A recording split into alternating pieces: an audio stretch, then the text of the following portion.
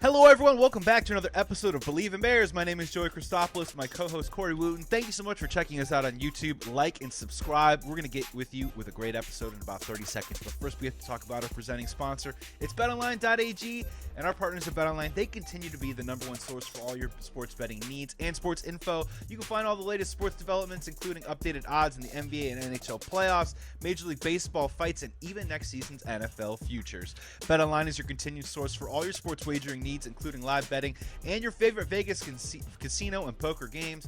So what are you waiting for? It's super easy to get started. Head over to the website or go on your mobile device to join and use our promo code BELIEVE, BLEAV, to receive a 50% welcome bonus on your first deposit. That is only at BetOnline, where the game starts. Ladies and gentlemen, thank you so much for coming into the pod. It's the middle of May right now, so what better time to talk about Chicago Bears football than right now? It's the offseason, but we just had a schedule come out. We're going to hit some news and notes about some of the hot topics going around with the team right now that is currently at OTAs. Let's bring in my co-host. He is former Northwestern Wildcat, former Chicago Bear, Fox 32 Chicago's own, and he's looking a lot like Shaquille O'Neal today.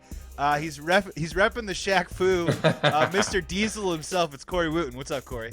What's going on, man? They call me Shaq Diesel around the neighborhood that I live in. You know what I mean? I have the fresh 90s basketball jersey all the time when the weather gets above 80 degrees. So you might catch me in one of those. But I'm doing good, my man. Schedule got released. Lot buzzing on Twitter now about the Bears. And it's great because the Bears are usually one of the most talked about teams, right? Regardless of how the past season just went. I think this shows about the fan support of the Bears, right? Because if they're not talking about you at all, it means they don't care. Yeah, no, that's a great point because, the Bears are in transition mode, at least for next year. I think a lot of people will generally agree with that premise. But deciding on whether it's in the optimism side or in the pessimism side, that's when Bears fans really get to sink their teeth into it. And right now we have nothing else other to do than to fantasize, project, and hypothesize. And that schedule gave a lot of Bears fans on Twitter a lot of chum in the water to be able to eat up during that particular time. We're going to get to our schedule predictions in May towards the end of the pod. We will be doing it again later this summer. But we are going to play a quick little game here with Corey. I do want to play. We'll call it Corey's Fushnikins. No. We're gonna do Corey. No, I call this segment Corey versus Twitter. And basically, what we're going to do here is Corey is I'm going to set out a Twitter Bears hypothesis, thought, or statement that I'm seeing a lot of right now that Bears fans are just banging their heads on, and you're going to break it down for us, and you're going to do a little fact or fiction. You're going to be a myth buster right now on some of these Twitter beefs that are going on right now. So let's get it started. Let's do the first one. Let's do the big one. Let's do the one that everyone's talking about. There's been articles written recently. Everyone has been weighing in. I think this has something to do with maybe what the Bears did or did not do in free agency and in the draft. But here it is, Corey. Corey versus Twitter. All right. The Bears organization does not believe in Justin Fields. Fact or fiction, Corey? What say you? Man, I'm gonna say I'm gonna say fiction on this one. They believe in Justin Fields. I mean, I think he was the best quarterback in that draft class, honestly. And I think what he proved last year in some of those games, the Steelers game, the Detroit Lion game, is that he can be a star in this league, right? And he hasn't even scratched the surface. Obviously, I am a little disappointed in some of the picks that the Bears had, right? In particular, in that third-round pick, I told you the guy I was really high on, Bernard Ryman, who's Central Michigan left tackle, right? He was still available for the Bears at that point when the Bears had picked Julio Jones. And I thought, okay, this is a left tackle. He's probably going to be the Colts left tackle. Let's pick him here. He's here in the third round. We don't even have to trade up or anything. He's right there. Let's pick him. He could be a day one starter. He really did a lot of good things. A big knock on him was the Senior Bowl, right? In the one-on-ones in particular. During the actual game itself, he looked pretty good, but he played some really good games. He played against LSU during the regular season where he looked really good. And I thought, this is a guy that I can see the Bears drafting. He's there. He's right there. And a lot of people were saying he could have been a first rounder. So I'm like, in the third round, we don't have to move around. Let's pick him. So I understand why Bears fans are a little disappointed. I feel like It was very defensive minded, at first, which you got to understand, right? Eberflus and You, company. you like a little But bit, right? Yeah. exactly. I like the first two picks. I have no problem with that. The third pick is what really rubbed me the wrong way because that guy was still available at that point. And then you have your left tackle solution for Justin Fields. So I kind of didn't understand that, but I think the Bears organization believe in Justin Fields. And what they're trying to do right here is build a defensive-minded team. They're thinking about the Lovie Smith era, the back in the day, the Monsters of the Midway, with Richard Denton company. They played that great defense, Buddy Ryan's defense, really building around that. And you look at that's how they won the Super Bowl, right? Their offense had Walter Payton, right? Absolute beast in there. But passing the football was suspect at times. But it was like you play good defense, you run the football. And I think that's what the Bears team is trying to build, right? We have David Montgomery, Khalil Herbert and company. I think they're really going to try to be a run-heavy team to take the pressure off Justin Fields, play great defense. So, it rubbed me the wrong way, but Bears fans and Bears Twitter, let's pump the brakes. We still believe. Like Journey said, don't stop believing, okay? Well, here's what I think kind of happened a little bit, and it's sort of them trying to make sense of how Brian Poles approached this free agency and this draft process, right? And I think that's what you're getting at a little bit. Yep. And when we walk out of it, we sort of ask ourselves then, well, this must mean X, Y, or Z for Justin Fields, when I sort of feel like that they can be separate things or two conversations at the same time. Because is it fair, Corey, that, when we did a pod and Ryan Poles and Matt Eberflus get hired, I think if we talked about it on that day, I think that me and you would probably both agree that one of the priorities or two of the priorities that they would have would be offensive line, something that you've talked about a ton on this podcast over the last year, and probably the other one is wide receiver. Yeah. Let's be honest right now, at this point in May right now, of course, June 1 cuts haven't happened yet. There's still some guys on the street that they could sign. I mean, in your opinion right now, have you been surprised at how little that they have done at that position when we knew that it was a priority heading into the offseason? Yeah, I'm very surprised. I think somebody that we were talking about was Julio Jones. We talked about that on the podcast, and I think that's somebody that's a realistic option, right? That he still has all the physical tools, the speed, the size. It's about him staying healthy. So have an incentive-laden contract for him, a one-year deal, and if he ends up on IR, you discount his salary at that point. And the thing is, he'll be a great mentor to a guy like Darnell Mooney, Byron Pringle and company, some of these young receivers. So I think it'd be a win-win because Julio is a big target out there, and that's what we're kind of missing. And he still commands that respect out there. So then you talk about Darnell Mooney taking the next step when all the pressure is not on him. It's a little different when you have to be the number one receiver, right? Allen Robinson, even though he didn't perform that well last year, he still was the number one. People were eyeing him. So that's why I like somebody like Julio Jones in there, to really take the pressure. And I think it'd be great for Justin Fields. He's a guy that's going to be a first ballot Hall of Famer, right? Why would you not want that on your team? So I think, Julio being the competitor he is, he wants to prove that he's still got it, right? I think as guys are getting towards the end of their career, they want to prove like this. I want to go out on my own way, right? I want to go out with a great season and shoot. Why not with the Bears? Take a chance on him. He's still, it's not like he's had these crazy injuries where he's coming back from an Achilles or an ACL or something like that. He's somebody that I think can add a lot of value to this team, not even being on the field, but just that mentor aspect as well. Dude, I'm right there with you. I mean, even if, a lot of times I think fans, when a player maybe gets hurt or is oft injured, we give him a bunch of money and he plays maybe 4, 5, 6 games and everyone goes, oh, it was a waste of money. I think those 4, 5, 6 games with Justin Fields will be so invaluable, man. Just working with him pre-snap, like understanding what a professional Hall of Fame wide receiver does to get open in those small little spaces and use his physicality, how to play off of it when a play breaks down and watch Julio and Justin Fields have that telekinetic presence a little bit to maybe find that touchdown. Even those 4, 5, 6 plays I think can be an innumerable learning curve or learning process for Justin Fields moving forward. How did you ingest the news of Tajai Sharp and Dante Pettis being signed to the Bears? I personally talked a lot about a room. I want depth at wide receiver. I want a lot of complementary pieces that Justin Fields can roll with. Yeah. How did you take that? Do you have a take on any of those players? Yeah. And does that mean that the Bears are done, in your opinion, or do you think they should still probably add on? Because I think there might be Oh, room for more people. they still should add on. I think Julio is the one for me that I'm like, okay, we need to get him. But Dante Pettis, I mean, he's a guy that coming out of college, when I watched him, I was like, this guy is explosive, right? He reminded me a lot of a Deshaun Jackson type, right? Not the same type of speed, but his ability to make plays out there with the return game, etc. I watched him numerous times. In particular, one game against Rutgers where he took it to the house.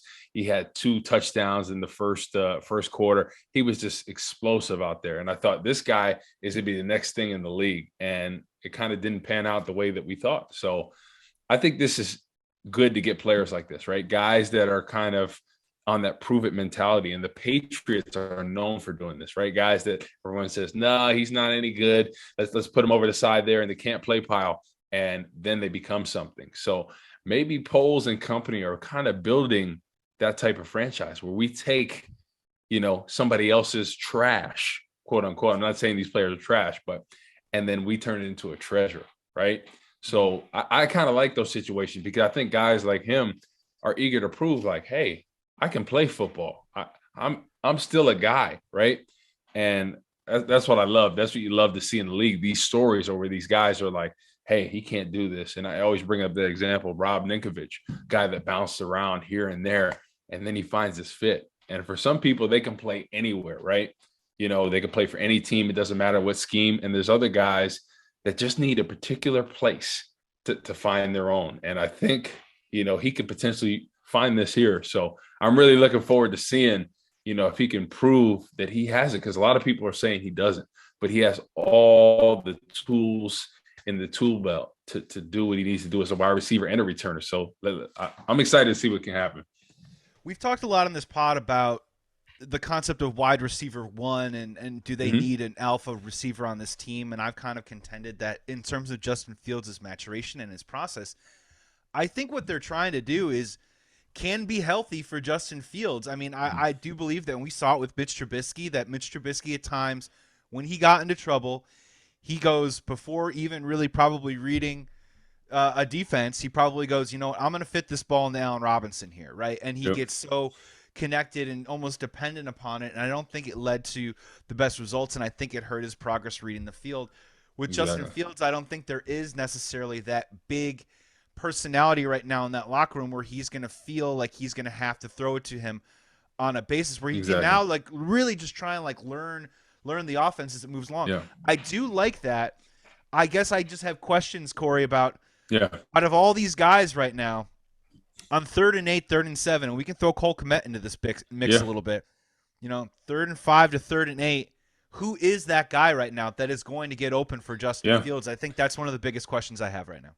Exactly, and I think it comes down to obviously Darnell Mooney, right? He was a big target for him, but like I said, all eyes are on him now, right? At this point, so it's going to have to be Byron Pringle stepping up, right, to be a viable option, and I think he can be that, right? I think he was kind of overshadowed in Kansas City with all the weapons they had with Tyreek Hill, Travis Kelce. So I think he could step up because he has a lot of speed. He's a good route runner. I just think he really wasn't able to hit his full potential because they had so many weapons there. And then Cole Kmet, I talked about this. I think this has to be a huge year for him. And my goal for him and where I see his ceiling being is kind of like that Kyle Rudolph during his Pro Bowl years, a guy that can give you 7 to 850 receiving, but be extremely well in the red zone. He's a great blocker as well, kind of. And you saw the chemistry between him and Justin Fields, some of those games, the Pittsburgh game, that, where he kind of was just trusting that little seam route he was going to be there. And he threw it up to him and he caught it, because there were some issues with Cole Kmet catching the ball and et cetera. But as the season went on, he seemed more comfortable. But now the next step is in the red zone, right? Because the struggles for the Bears, right, weren't anywhere else except the red zone offensively, being able to capitalize, right? Not turn over the football in the red zone, not have a field goal, score points, touchdowns. Touchdowns are what's a difference maker. So if Cole Kmet can take that next step, and like I said, this team is going to be a run-heavy team, which I love. You play good defense, you run the football, and let's work that play action. And as things go on, that's when Justin Fields is really going to flourish. But I think that's the kind of mindset they're thinking. Let's be a physical smash mouth team that controls the possession. We have two good running backs. Our strength of the O-line is run blocking. Let's do that. I would have liked the left tackle. You know me, that's what I've been preaching. But I think they're saying we don't need that right now because I don't think they maybe felt comfortable with Ryman or whoever else was out there in free agency. I don't think they want to overpay, which I'm fine with, right? Unless there's a guy that's going to be the left tackle, that you think for the next 10, 15 years, trade up in the draft for that. But if not, I feel comfortable at them not trading up for that. So I feel okay with that. But it's going to have to get addressed next season, whether it's free agency or the draft. It has to. If I had to go to Vegas right now and I had to put money maybe or go to betonline.ag and put my dollars down or something, and I said, if there is one more move coming for the Chicago Bears, I have to think that they do something in the offensive line, right? Because have to. I mean, just like optics aside, I could see them doing a wide receiver, but optics aside, Poles came in and we're going to remake this offensive line and we're going to change their body types. We're going to play a different way. He drafts 4 guys in the back half of the NFL draft. I don't think we're expecting much from them unless they become swing guys this year, which would actually be a huge win. But so you're telling me that he's going to walk into this year with Borum and Jenkins, 2 pace guys, as the pillars on the right and left-hand side? Corey, I can't buy that right now, right? And that's the part that I think Bears fans need to keep an eye on. I think there's more people coming in. Yeah, what about a guy that Poles has a relationship with, Eric Fisher, right? Fisher got a lot of experience with him. And hey, Eric Fisher, in my opinion, I hear a lot of Dwayne Brown too, real quick. Yeah, I wouldn't mind that as well. I mean, I know he's getting to the tail end of, he's older guy, both of these guys. But you kind of need somebody in place that has the experience of dealing with the top pass rushers in the league, and both of those guys. Dwayne Brown is a real physical guy. He's nasty. I wouldn't mind that as well. But I think you need to bring somebody in that can be a viable option you feel good about. I just think you have to do it. Either of those guys, but I think Eric Fisher would be a good option because Poles has experience with him. And I think maybe he's communicating with him now. Hey, do you feel good about playing now? Do you not? And they maybe have that type of relationship. So maybe that's why he's not going that route. I don't know, but you got to bring somebody else in. I think that there's another move coming, dude. I just have to believe that left and right tackle, you can't go into the season and then play the game of like, well, these aren't my guys or whatever. Like, dude, you've been on the job for a little while now. Like, and I just have a hard time wrapping my head around that. Before we move on to our next topic, quick tangent question about Cole Kmet for you. There are analytics and stats that are out there. So this is real, and maybe you can help take us a little bit on the field and tell us a little bit what's going on and maybe where they need to improve. Cole Kmet last year, if you pull it up, did his best work in zone coverage.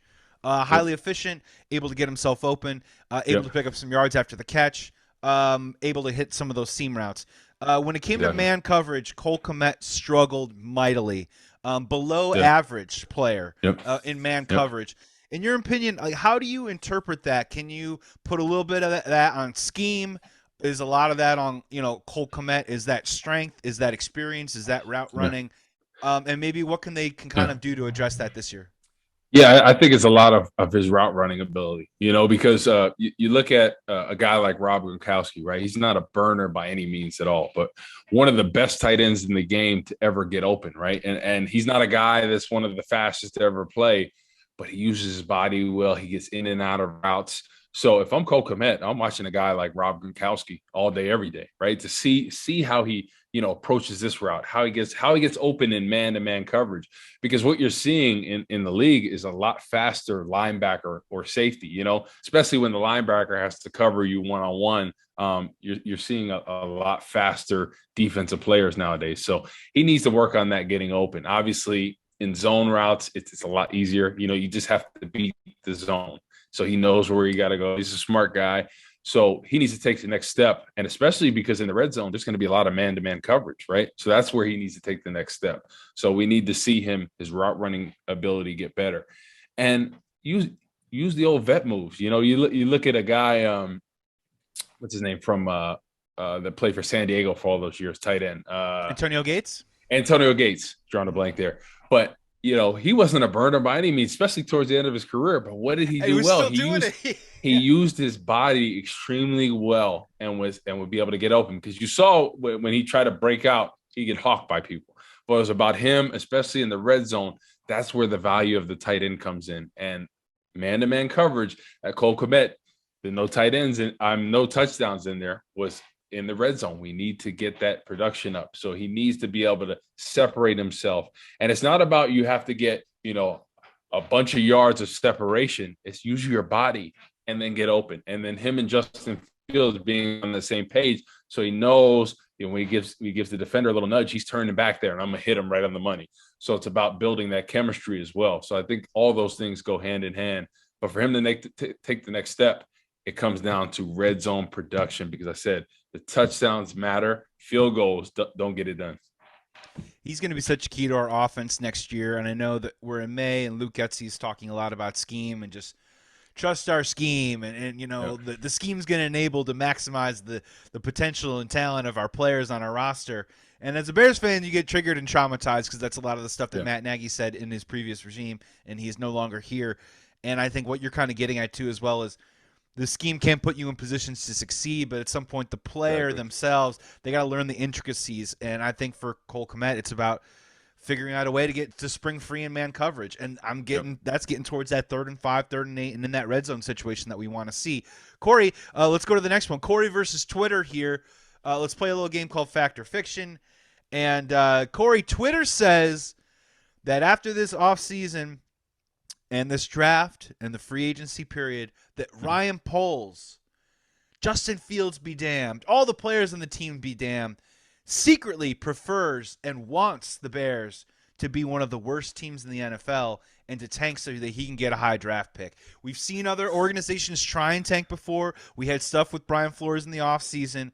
Yep. But, what is your take on that? I mean, you've been in the locker room. You've been in front office. You've been around. Break that a little bit. Fact or fiction on that? Poles wants the Bears to be bad next year.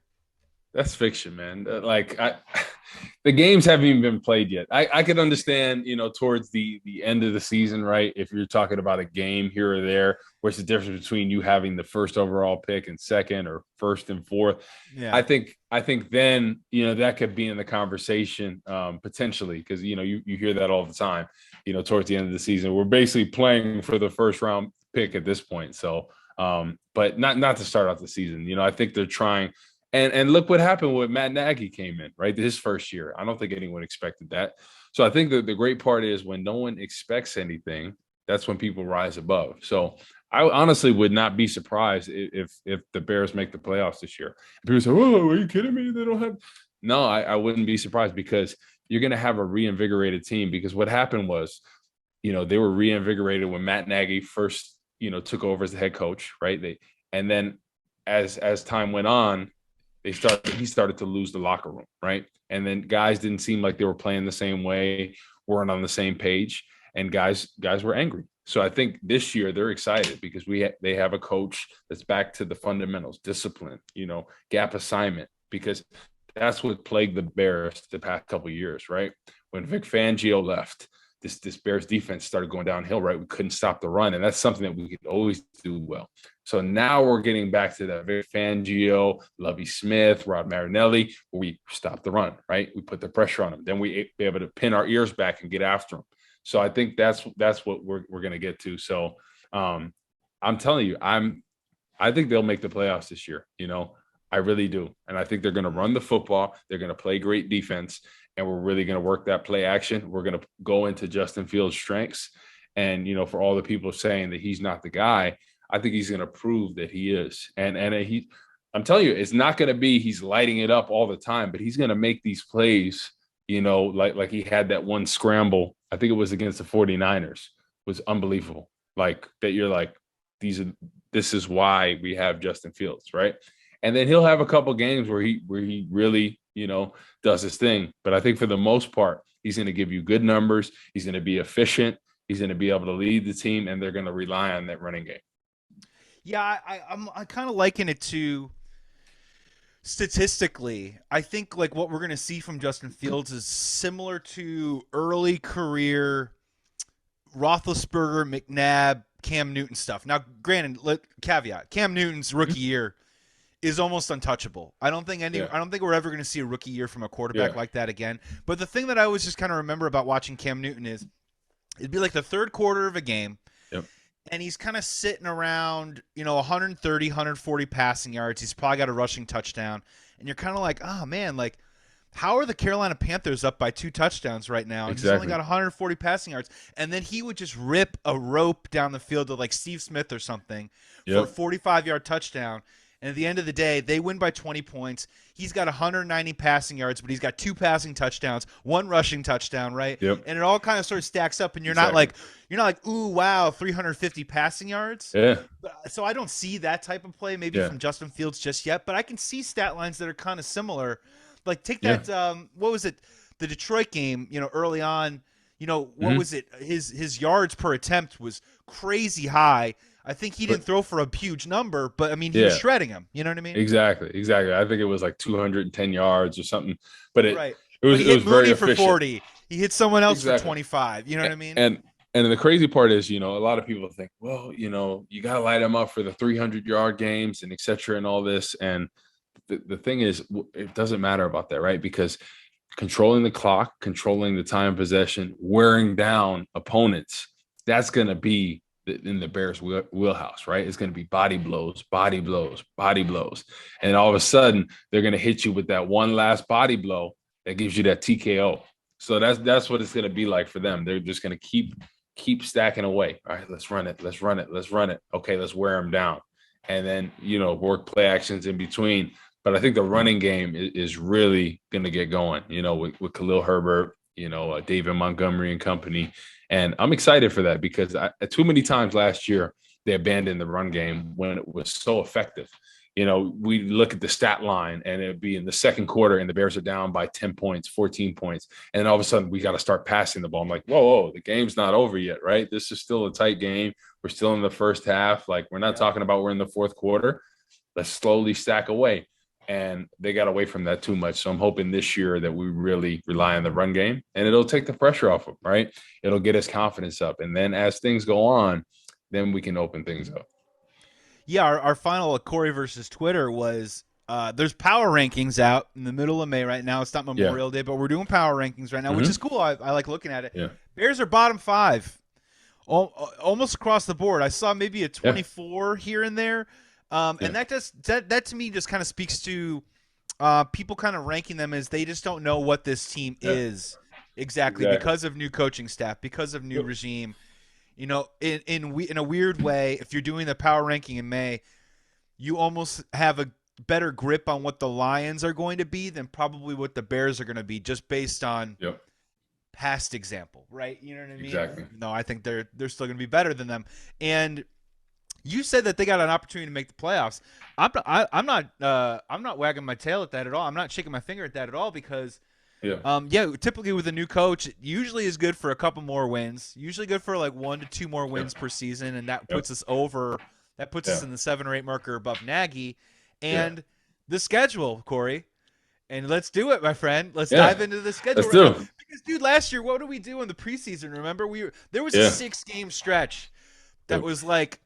That was like, holy shit, man! This is a make or break sketch here. Where we played the Buccaneers, we played the Ravens, the Steelers, the 49ers, and we didn't play well during that. This particular schedule this year, I see a lot of possibility. I see a lot of winnables here, Corey. Exactly. Yeah. So Let's break it down. We're gonna breeze through them one at a time. I'm gonna throw the game at you.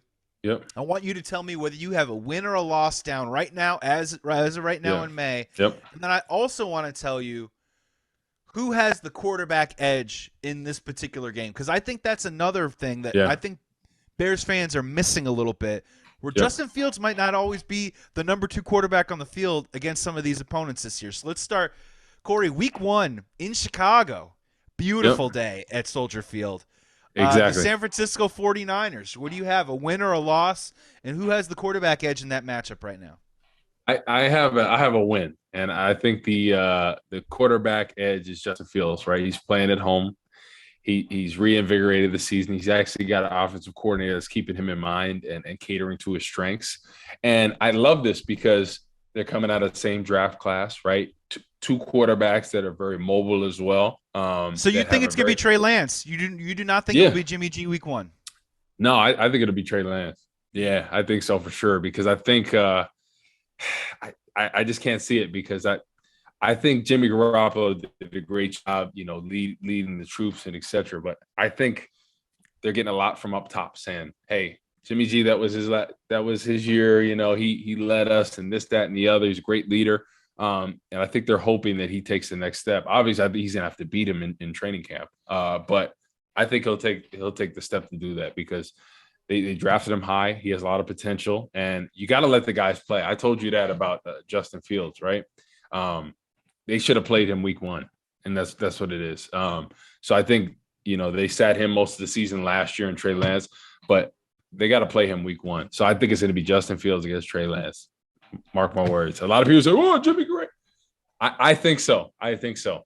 Yeah, I think either way. I also think I got this down as a win for the Bears, and it's not because Yeah. I think that the Bears are more talented than the 49ers, but two things. One, we've seen the last couple of years, Yeah. the 49ers get off to really slow starts in the Exactly. beginning of the year. If you go Yep. back to our matchup, what was it, week 4 or 5 or something like that against the 49ers last year? We were in that game, Corey. We Oh could have yeah. beat the 49ers last year, dude. We couldn't get off the field on 3rd down. And then, yeah, obviously a couple, that Deebo Samuel screen pass, not Yep. like we were the only team that got burned by Deebo Samuel last year. Yep. Is Deebo Samuel going to be on the field week 1? Is he going to hold out? And let's be real. And Jimmy G versus Justin Fields, I don't think it's that big of a disadvantage. And if it's Exactly. Trey Lance in his first start week 1 at Yeah. Soldier Field, I think that's a huge advantage for the Chicago Oh Bears. yeah. I think the 49ers are a playoff team, but if you want to get a team at any point in the season, get them week Exactly. 1, get them at home. I Yeah. think this is a win too as well. I think the Bears go Oh 1-0. yeah. We both got 1-0. Moving on to the Packers. This is where the fun stops. The fun stops here. Week 2, Packers in Lambeau Field, Sunday Night Yeah. Football. Corey, I'm just gonna say it. I got this down as a loss right now. This Yeah. is just one of those stock default losses. What say you? Yeah. Yeah, I think it's a loss. I think if it was at Soldier Field, I would have it in favor of the Bears. But I think Aaron Rodgers at home, Packers are lights out. I know they don't have Devontae Adams this year, but I think Aaron Rodgers is one of those guys that like you take away this, you take away that. He's still one of the best to do it, and he finds a way. He makes lemon. What is it? Makes lemon out of lemonade or whatever. Yeah, you got it. Yeah, so he does he's able to do it every year, and I think the Bears really struggle against him, and he just has their number. When he did the discount double check, and he said said some explicit words for Chicago fans. I mean, it's true. You got to take your lumps, and sometimes the pain of reality it sets in, and he's on the Bears, and especially at home. I don't see that. I mean, I'll be very surprised if the Bears get a win. Yeah, And you already know he's the edge in this against Justin Fields. Sorry, Justin. Yeah, That's no. AA He Ron. gets the edge. Yeah. No, it's a default loss for me right now. I'm sure when we do the pod, we will do the whole thing of if the Bears do win, what does it mean for the rest of the season? But I think for right now, I think that's a learning experience. That's on the road. That's Sunday Night Football. That's Aaron Rodgers. I don't like it either. Week 3, coming back home. Coming back home for the Houston Texans. Yeah. Corey, where do you have this one right now? I'm not gonna say whether they win or lose. Yeah. I'm just gonna say Justin Fields again has the advantage in the quarterback matchup in this one. Yeah, I think so too. It'd probably be Kyle Allen, right? As the starter for them. Kyle Allen, Davis Mills. Yeah. What happens to Baker Mayfield? Does Drew Brees Exactly. come out of retirement as of 2 days ago? It's Exactly. May. I guess Who we'll knows? see. Yeah. But yeah, it's kind of up in the air. So that's why I give Justin Fields the edge, and I give the Bears the edge, right? I know Love will be coming into town and wanting to win. But yeah, I think the Bears will win this one. Houston's in the rebuild process, and I think they have a lot of work left to do. So I think the Bears have the edge in this one. Yeah, I think a game at home, great opportunity to bounce back from a possible Packers loss. And then Eberflus can talk about resiliency in the post game. We roll on. We both right now have the Bears at 2-1, heading into Week 4.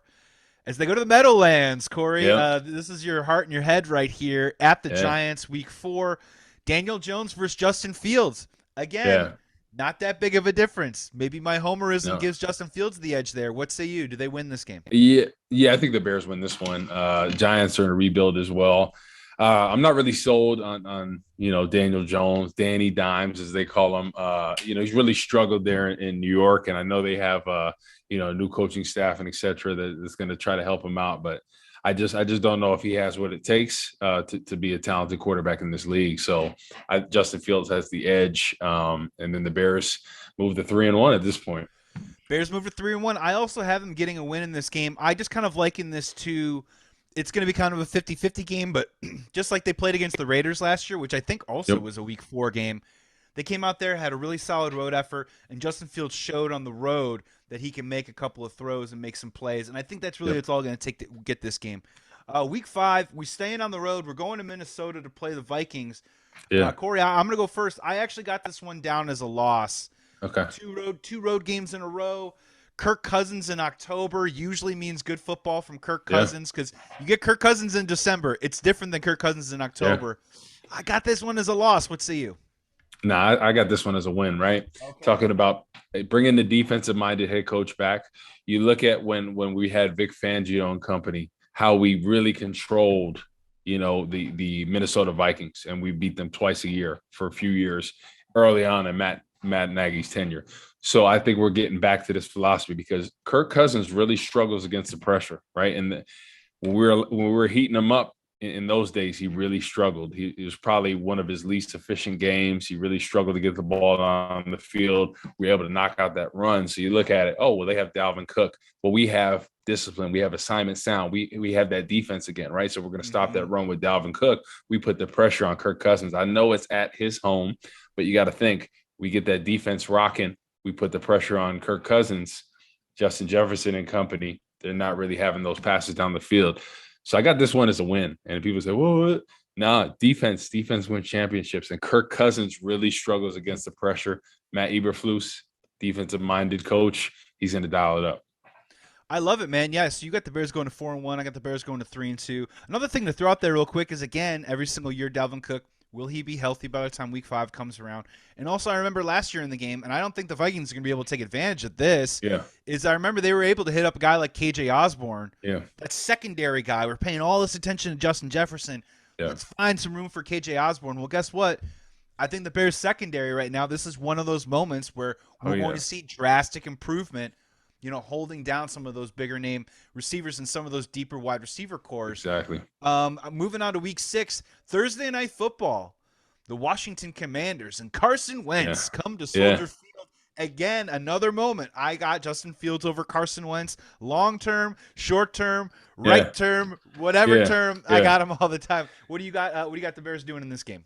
No, I agree with you. I think this is a dub at home. I think Carson Wentz is really trying to prove that he's still that player that they thought he was back in Philly and et cetera. So I think they're going to heat him up. That's why I love having the defensive-minded coach again, because you realize how quarterbacks struggle with pressure, right? There's a select group of quarterbacks, Aaron Rodgers being one of them, that can really thrive when you put the pressure in his face because he can make these decisions. But Carson Wentz, I don't think he can make those same decisions under pressure. I got the edge for Justin Fields in this. I think this is Justin Fields' breakout year this year, and I think I told you, I said it's not going to be crazy numbers that you're looking at it like he's setting records, but he's going to be very efficient and he's going to make great decisions. And you're going to look at it, like you said, with Cam Newton. He's going to look at the game and you say, 190 to 210, 2 touchdowns, a rushing touchdown, no interceptions, and is able to stack these wins with that great defense. Well, Corey, you got him winning games right now, that's for sure. So stats be damned. That's what Bears fans want to see. I got the Commanders. I got the Commanders losing that game. I got the Bears winning. You got them at 5-1 right now. I got them at 4-2. Week 7 at the Patriots. Monday Night Football, Corey. Again, I'm giving Justin Fields the edge over Mac Jones. I'm going loss on this one because of Justin Fields versus Bill Belichick. Too much history there, man. I think it's a low-scoring game. I think it's a tight game, but I think the Bears lose. What say you? Yeah, I think the Bears lose in this one. I'm split on this, right? Because, I think I think this is going to be a tight game, like you said. So I think it's going to be a draw at the quarterback position. I don't think anyone's going to really assert themselves as a step above one or the other. I think it's going to be a run-heavy team because you look at, we're playing great defense. Bill Belichick and company are going to find a way to get it done, and it's not going to be pretty. But I think it's going to be a tight scoring game, like 14-10, 17-13, 17-4, something in that kind of range. In favor of the Patriots. So, yeah, I think this is the loss. Yeah, let's roll it forward. They stay on the road. This is probably, I think, the toughest stretch of the season for the Chicago Bears right here, beginning with that Thursday Night Football game against the Commanders at the Patriots, and then we go to Dallas to play America's team, the Cowboys, in Dallas, Week 8. What do you think? Bears pull it out or Bears lose 2 in a row here? I think this is a 2-in-a-row loss. I think this Dallas is a tough place to play. I think it's America Stadium, one of the best. I think they're going to be rocking there. But at the same time, back when we played in 2012, man, the Bears fans took over that stadium. But I think this is going to be too much for the Bears and Justin Fields and company. I think playing on the road in that environment is going to be a tough situation. So I got the edge on Dak on this one. I think he's the better quarterback right now. I'm not saying long term, but yeah, I got, the hips don't lie, the whole exercise and stuff, and how he bounced back last season. I got Dak having the edge in this one.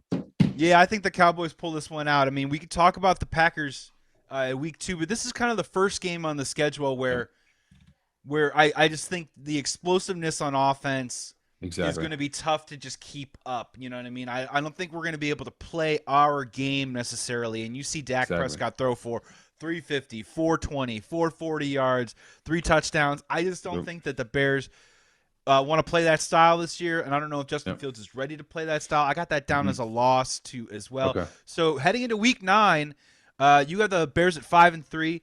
I got the Bears at 4-4. Week 9, November 6th at home.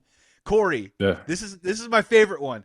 This is Dolphins at home, dude. This is a win, right? Yeah. This is the one time.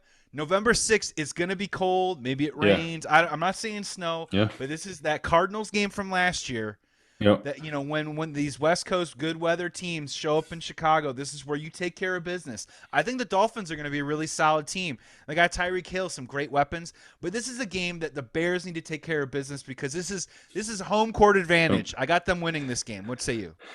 Yeah, I got the Bears winning this one, and everyone complains about Soldier Field playing conditions. Miami has a lot of speed, Tyreek Hill and company. This is where it's good. And I think this slows them down, right? Because it's going to be a little colder. We're going to run the football. We're going to keep that offense off the field. We're going to grind them down. I think this is going to be a low-scoring game, but yeah, I got the Bears winning this one. And quarterback position, who you think will be the starter for the Dolphins? I mean, by Week 9, right? Drew Brees? Yeah. I don't know, dude. Because I mean, it's probably looking like Teddy Bridgewater, right? Right. I mean, and look, I think Teddy Bridgewater is underrated personally. Like, I think so too. I don't think he's taking you anywhere. But if you got a team with a ton of weapons, like a Tyreek Hill and a Jalen Waddle, and you got a Devontae Parker out there, he can get the ball into their hands and be accurate with it. And what's the thing? Teddy Bridgewater doesn't throw down the field. Well, guess what? You got guys that can take that ball downfield for you. So I'm with you. I just think Tua. I don't know if I want to say Tua never got a fair shot, but it's very clear that Tua's passing style really doesn't really fit the NFL game right now. And I don't think Miami's really interested in finding out how long it gets there. And either way, I think again, advantage Justin Fields in the quarterback position. Moving on to Week 10. Bears stay at home. They host the Lions for the first time this year. Goff versus Fields. I'm taking Fields all day long. Look, I know a lot of people want to say that the Lions are improved. Okay, let's just keep saying that, all right? It's May. I'll believe it when I see it. This is a dub this is a dub for me until further notice. With Justin Fields at quarterback, I don't see how the Bears lose this game. I'm calling a W versus the Lions. Yeah, I'm calling a dub with this. And you look at home last year when he had his first really good game last year against the Lions. I think it's gonna be another repeat performance. I feel good about this game. The Lions, I think they'll definitely get better, but I think this is a team like the Vikings. I think when you're really able to get after the quarterback, Jared Goff, he really showcases what he struggles with against that pressure. Even when he played for the Rams, we were playing here when Matt Nagy was here with Vic Fangio and company. Jared Goff had some of his worst numbers against the Bears. So I think that shows you everything you need to know. You heat up a quarterback like this, he struggles. So Bears win. Justin Fields has the edge in this. And we're about, I think, a week out from Thanksgiving. And Corey, man, I mean, this is an opportunity right here where people start maybe talking about the Chicago Bears a little bit, because I see a run Yep. in this schedule here at Falcons. I know it's on the road. I'm calling Yeah. this a W, man. Again, Justin Fields over Yeah. Mariota. I'm taking that all day long. Kyle Pitts, great player, but man, the Falcons are just as much in transition as we are, except for we Exactly. actually have defensive pieces on our team, and we have a better Yep. quarterback. I think those are two ingredients for a W. I couldn't agree with you more. Bears with the dub. I know Atlanta's a tough place to play in the dome, but yeah, I'm not a believer in Marcus Mariota. I think he's a great person. I think he's a great leader, but I just don't think he has the tools to really lead a team as the QB number one. So Justin Fields has the edge in this one. Yeah, Bears looking pretty good so far with these projections. I mean, it's like, yeah, it's May, baby, but we're looking really good. You're at 8-3. I'm at 7-4, and dude, week 12 at the Jets. It's a game we should win. It's another one, man. What do you think? Yeah, I think this is a win. Zach Wilson, I'm not a true believer in him. I think he's got a lot of tools in there. I just don't know if he has that poise, because I've seen him in games where he looks completely lost. So I'm not buying that. I got the Bears in this one. I think it's going to be another tight game, and I think we're going to get a win. Yeah, so you're heading into week 13 right now against the Packers at home. I got to go loss here just because, man, our bye week is coming so late in the season. It is the Green Bay Packers. We're on a 4-game winning streak. Everyone's talking about us. It's now, can the Bears dethrone the Packers? I just don't think it happens yet. What do you think there? I'm going loss. Like I said, I think that the Packers are a tough team to play. Aaron Rodgers, once the end of the season hits, this is what they always do. They start out pretty hot. They fizzle in the middle of the season. Then towards the end, they start stacking the wins. So I think he's going to have a pretty dominant performance. And I think this will be the first game where we're kind of like, whoa, okay, defensively we need to rally up, because I think Aaron Rodgers is a guy that can shred defenses up, and I think this is one of his type of games, especially after the bye week. We're like, okay, we need to get everything in order. And that's one of those losses that you need to get back on track. Bye week, week 14, and then this one is huge. This week 15, and I'm sure I'm probably going to be just on the fence with it when we do the preview for it, and many, many months from now. At home versus the Eagles. Corey, I mean, typically, like from the outsider's perspective, I think this is typically a game that the Eagles blow. Right, like they're probably in playoff position. All they need to do is maybe pick up this win here, and then I don't know, maybe they get into the wild card position. I have to be honest, though, I am going to go loss here for the Bears with the Eagles off of a bye week. This is nut cutting time. You know what I mean? This is playoff time, and I got to go with a loss here. I got to be honest. Yeah, I think this is a loss as well. I just think towards the end of the season, it's going to be tough to continue the momentum. I think, Jalen Hurts and company, he's really come a long way. I think this is going to be a tough one for the Bears. So I see this one as a loss too. I think it's just, certain games that you just feel good about and don't feel good about. I think this is one of those ones that you're kind of like, oh, it looks like it should be a win on paper. But yeah. Bears have never played the Eagles well just in my life. No. I know that has nothing to do with the guys that are on the roster now, but just for whatever reason, whenever we have an opportunity, Trestman, that Trestman squad laid that egg to get in the playoffs. I'm calling a loss here. So we got 3 games to go. You're at 9-5. I'm at 8-6. Bears have matched a 4-game winning streak with now 2 losses in a row, and I'm making it a 3rd loss, Christmas Eve versus the Buffalo Bills at home.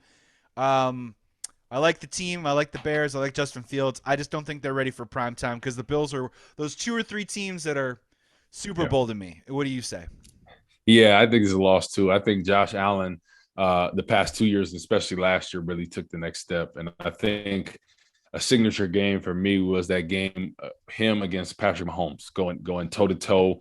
Patrick Mahomes scores, then he scores and puts him in position. He scores again, and he did everything. He put the team on his back. He scrambled. He gutted it out. He led them to touchdowns, and they still couldn't get it done. But I think he took the next step as an elite quarterback in this league. And this is somebody that when he first got there, people were questioning him. And I think Justin Fields is going to have that similar path as Josh Allen. I think people are questioning, is he a guy that can play? Is he just an athlete? Can he make an occasional throw? I think Justin Fields is going to take that next step too. But in this game, I think Josh Allen has the edge, and I think that the Bears lose in this one. So here's where we sit, Corey. With 2 games to go, you're at 9-6. I'm at 8-7. We got him doing a 4-game winning streak into a 3-game losing streak. All hell is breaking loose. The heavens are falling from, you know what I mean? The sky is falling. Yeah. Can Justin Fields do it? Are we choking away a playoff opportunity? Let's just hit him bang, bang. At Lions, week 17. At home, Vikings, week 18. Corey, I'm going sweep on this one. What say you? Yeah, I'm going to sweep as well. Both teams, they play well. And like I said, with that pressure in their face, they struggle. So I'm going to bank on the defense, running the football, controlling the clock, and playing that old school monsters, the midway type of defense. And, I think that gets us in the playoffs at that point. Yeah, Corey, it's got us at 11-6. I got them at 10-7. You've got them sweeping the Vikings. You got them sweeping the Lions. You got them splitting. No, we both have them getting swept by the Packers. Getting swept by the Packers. And I mean, and then the interesting part, man, is just going to be that schedule. Week 3. Yeah. Week 3 through week 6 right there. Great opportunity for the Bears. Then they got to kind of batten down the hatches a little bit for a 3-game stretch. 2 of them on the road, Pats and Cowboys with the Dolphins at home. And then again, a 3-game opportunity. Lions, Falcons, Jets. So unlike last season's schedule where it started off with a couple of winnable games. I mean, we call the Bengals a winnable game, right, at the beginning of the year, right? So we don't know what's going to happen, Bears fans. Yeah. And then we hit that 6-game stretch, and then our season was over. This year, it seems like it comes like a little bit more in waves, with some opportunities and some stretches to gain some confidence, and then some tests, some interesting tests along the way. Exactly. Yep. It's all about the ebbs and flows of a season, and ultimately, I think 10 wins would be in a good situation, but I think 11 will put us in a better, for sure, playoff spot at that point. Just because with the extra game, it kind of changes things a little bit. Well, right, and you would think you're still probably in a wild card position, right? So even if you get 11 games, you're probably still starting on the road, but still, what a feather in the cap, right? I mean, God, that would be. Corey, just real quick, we're going to get out of here in 1 second, but how great would it be, just real quick, to fantasize in the middle of May if Justin Fields is playing a playoff game in January in the first year of the Poles and Eberflus regime, but mostly just the Poles regime. Yep. And then you say to yourself, no matter what happens, they got $150 million in cap space the next year. Exactly. Stuff can get real fast, Corey. Yeah. You know what I mean? Exactly. Real fast. I think even obviously I'm thinking 11 wins, you're thinking 10. I think even at 9, I feel like that's still a good point for this Bears team, Because let's be real, one of these games that we're calling a loss, the Bears will win, and one of these games that we're calling a win or two, they will lose, because that's the nature of the NFL. Yeah, I think 9 wins, that's 9 to 11 wins. That's the window that I think, hey, they're in a good spot, right? Anything under that, I think we got some room left, and it just depends, right? If they're close games where it could have went either way, then hey, if we have 7 wins at that point or 8, and it was like so many tight ones that last second field goal or this, that, and the other, and we kind of reevaluate. But I mean, obviously, I think they have the potential to make the playoffs, but it's about what is going to be their mantra, right? And like I said, I think it's going to be playing great defense, running the football, wearing teams out, because we don't have that left tackle of the future, the for sure left tackle that we feel great about. So I think that changes things a little bit. That changes how we approach offensively, kind of our game plan. So I'm looking forward to it, because I think it's going to be a great season. And I I think Justin Fields is going to take the next step. Like I said, I don't think it's going to be crazy numbers, but I think it's going to be efficient. He's going to be a leader. He's going to be able to use his feet. He's going to be able to hit the open receiver. And I think this year he's really going to be able to capitalize in the red zone. And I think that's what's going to separate him. And it's not about numbers. Everyone says, oh, what's about this and this? Numbers are great, right? But it's all about being efficient and being able to convert when you need them, right? When the game's on the line. So that's what we're looking for this year with Justin Fields. There is one number that I still care about, Corey, and that's number of wins. What I'm saying? That's true. That's what it's all about, man. And you're making a great point. And I think what we're unpacking a little bit, and hopefully Bears fans realize this, especially now that it's May, as we get into the summer, is just try and remove yourself from this past Matt Nagy, Ryan Pace era. And look, I'm not going to do this whole thing about, how terrible they were, but the idea was we kind of had the book on them, right? Like we were doing these pods every single week, and Corey, man, you were preaching this, that, or the other for keys to success, and every single week they came out and they would do the same stuff over and over again. Got too cute on third downs. You know what I mean? Couldn't sustain drives. This is a new regime, you guys. So, just keep in mind that we're going to be learning a lot about this team as the weeks go along. Not every single week's going to feel as scripted as maybe a Matt Nagy's offense felt like, because after 3 years we kind of knew what he was bringing to the table, and we knew, unfortunately, it wasn't working anymore. So I think that's something that we have to keep in mind too as well, and maybe that'll keep your optimism going up a little high as well. Corey, we got to get out of here. Episode of Believe in Bears presented by betonline.ag. 50% welcome bonus on your first deposit. Make sure you check that out at betonline.ag. Thank you so much for tuning in to us. Like, subscribe, and share this video on YouTube. You can follow me at Joey Sports Guy on Instagram or Twitter or any socials. Corey, throughout your socials, take us home. Yep. Good to see you, man. And talking football in May. Exactly. Can't be better than that. You can follow me on Twitter, Instagram at Corey Wootton, COREY, 2 O's, 2 T's, ON. Love doing the pod. Love your guys' feedback. Appreciate the support. Subscribe on the YouTube channel. Let us know what you want to hear about, any kind of thing you guys want to talk about. We're definitely going to get some episodes, hopefully with another former Bear that I play with, and we can kind of shoot the ish about different stories when we played, etc. But yeah, I'm looking forward to the season. I think there's the Bears are gonna surprise a lot of people, because I think the great part is when no one expects anything out of you, that's when you see the real teams rise. Like you look at last year with Cincinnati Bengals. I think the same thing. I'm not saying they're going to go to the Super Bowl, but I think it's that same kind of mindset when you don't expect anything from anyone, right? People were questioning Joe Burrow. Oh, he didn't look that great in the games he was in there. He tore his ACL. He's coming back from this, right? And Joe Burrow, has that mindset, and I think Justin Fields has the same mindset. He wants to prove people that he's that guy. And just look how much, from that Bears game when we played against Joe Burrow, right? 3 interceptions, didn't look so great. He kicked his ass. Slowly, right? But I think that's the mark of a mentally tough person and individual. And I think Justin Fields is of that same mold, right? Joe Burrows went to Ohio State as well, transferred to LSU, but the same kind of mold, I think, with Justin Fields. So if he can take the next step this year, mentally really elevate his game, because most of the time he has the talent with his arm, with his feet. It's about up here, and that's majority of the game, especially for a quarterback. So if he could take that next step, he play that great defense with Eberflus and company, I feel really good. And people say, oh, you're a homer and this, that, and the other. No, I'm just going off what has worked in the past for the Bears, right? Running the football, playing great defense, and having a quarterback that does not turn over the football. And that's what wins. And Justin Fields, he's going to make his plays here and there. But I think early on, it's going to be one of those things where, hey, we manage the games. Let's get things going and then open things up. So I'm looking forward to that. And, we're going to be back in for our next pod, breaking some stuff down. And hopefully, we can get a former Bears player, like I said, in here. And we kind of reminisce about the old times for us old guys out here. So, appreciate you, man.